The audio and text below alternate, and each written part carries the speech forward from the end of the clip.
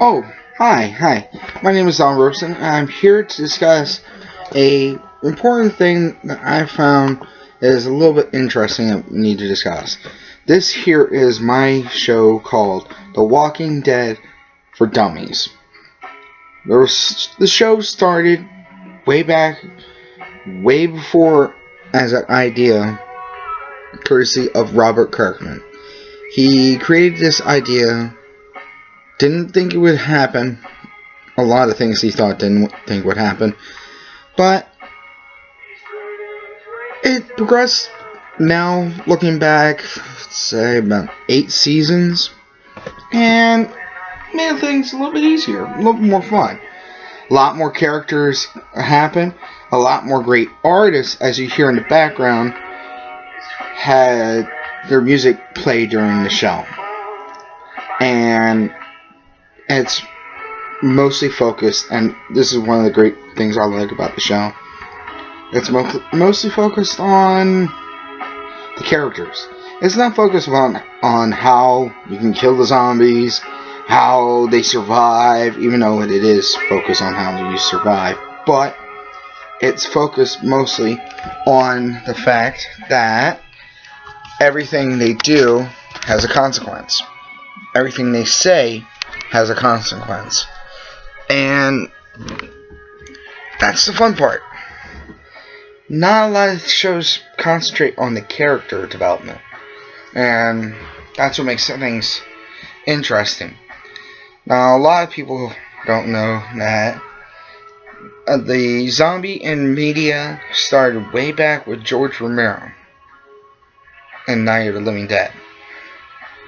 It progressed from there until about 2004 with Zack Snyder and his remake of Dawn of the Dead. Then from then it progressed to Danny Boyle, who is the creator of 28 Days Later and 28 Weeks Later. Now, speaking of that, a lot of people don't understand how they operate. Zombies, they have no brain.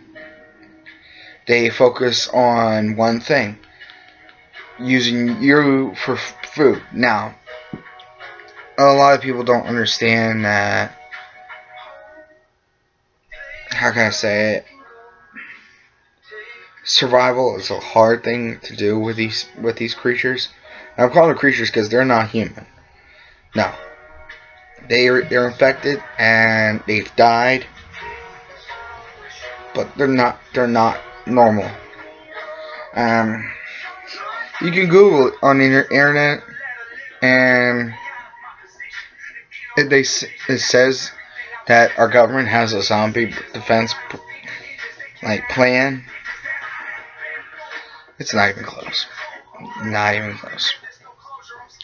Now, this show has influenced a lot of us now, mostly because of the fact that how can I say it? We focus more on the show now. It's becoming more, for the older people who are watching this, it's more on the lines of how Dallas was when JR, who shot JR, that type of thing. That's usually how every season of this show ends. And there's bits and pieces where you're invested. You were invested in the moment Rick. Spoiler for those who haven't watched it. The moment Rick woke up out of coma, you wanted to know what happened as soon as he got out of the hospital, and you wanted to know what all was going to happen. That's how we all started with the show. Now, I know some kids. I've worked a lot at Halloween stores, and a lot of kids say they watch the show. Some kids should not watch the show, mostly because of the content. I mean, you really don't want to see somebody get killed and be like, really, you shouldn't let your kid watch that. But I can't judge that. I mean, that's how things are. But I want to give special credit to Robert Kirkman, the creator of the show. If I ever got to meet the man, I'd shake his hand, tell him, perfect. I haven't got to read the comics because I haven't had a chance to get any. But I want to say that perfect job. And Frank Darabont, the creator, the director of the first season. And I'll say that again, the first season. I want to give special credit to him. Although you see in the background I don't have any Walking Dead stuff up. I don't have any. I don't own any at the moment. I'm working on that. But in the meantime, I am an avid watcher of the show. I collect the cups every chance I get, every new season, every holiday, every Halloween. I work on that because I am a fan. Now, a lot of people ask me, how do I feel about Negan? That's a whole... I'll give props to Jeffrey Dean Morgan. He interpreted Negan in the best way for your first 6th, 7th, and 8th season. And I'm waiting to see the back 8 of 8. See how they play with it. Since, and again, I'll say again, spoiler alert, since Carl has been bit, I don't know how they're going to play it. AMC's got a lot of things to go with on that. But I wanted to also give credit to AMC as well.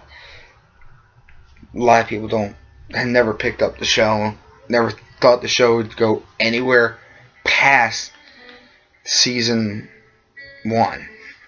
They were always thinking season 1 was going to be it, done. It's going to be one of those shows that falls on death's door, metaphorically. And it makes you think if this actually would happen. I'm going to give credit. This is my playlist in the background, along with everything else.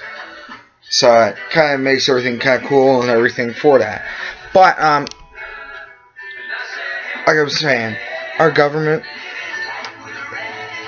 looking with this show and seeing if we actually can handle this, we can't. We're not prepared. And I have every bone in my body feeling that if this were to happen, not that I'm like, oh, let's see if this actually happens. No.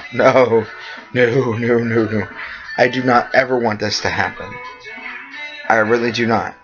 I do not want society to collapse and the dead to rise and the living to be in fear of the dead. No, I don't. I have no passion for having this happen. Me personally, I wouldn't let this happen anytime. I wouldn't even care if this happened. No, I mean, I would care, but I wouldn't care to... I care more not letting it happen. That's what I mean. That's what I meant to say. But, we're not. We're not prepared. This is my documentary type spoofs, kind of like, hey, you know. But a lot of people are saying, I asked people when the show first came out, a couple friends of mine, asking, where did you go? A lot of people say, oh, I go live in the woods, go live in a tree house, go to a base. Like, no. It's very simple. One, you get supplies. You can't leave your house. You barricade your house in. But you make sure you have an escape plan. It's pretty simple. I'll post in the next video along with that. Stay tuned, because I'm going to do, along with this presentation here, this TV show documentary spoof type thing, along with a zombie survival guide type of video. So, comment down below and what do you want me to talk about next. You can subscribe to my channel by clicking the subscribe button and activate the notifications. Along with, you can follow me on Facebook at Donald D. Train Robeson. Follow me on Instagram at Donald Robeson. You can follow me on Snapchat by the same name. And I'm also on Twitter. And comment below, like I said before. Let me know what else you want me to talk about. And you guys enjoy the rest of your day.